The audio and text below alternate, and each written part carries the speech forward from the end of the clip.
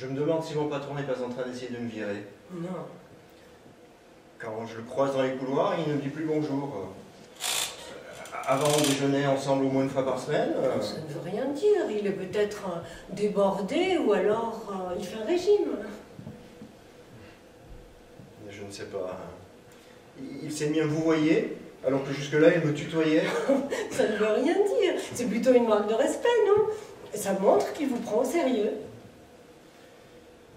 Quand même, il vient de me retirer un gros dossier dont je m'occupais, pour le filer au type qu'il vient d'embaucher. Ça ne veut rien dire. Il veut que ses employés ne soient pas surmenés. C'est tout à son honneur. C'est sûrement pour ça qu'il a recruté quelqu'un pour vous épauler.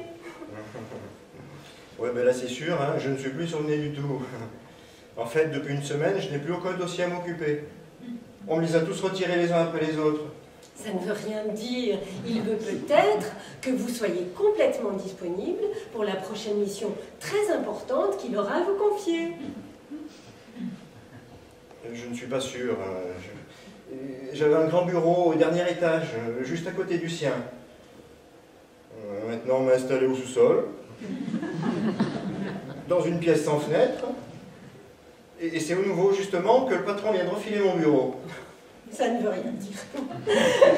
Et puis au moins, vous ne l'avez plus sur le dos toute la journée. Vous êtes plus indépendant.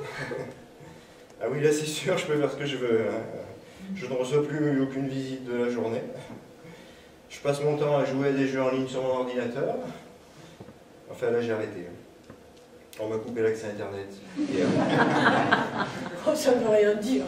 Les fournisseurs d'accès, c'est souvent en panne, c'est connu.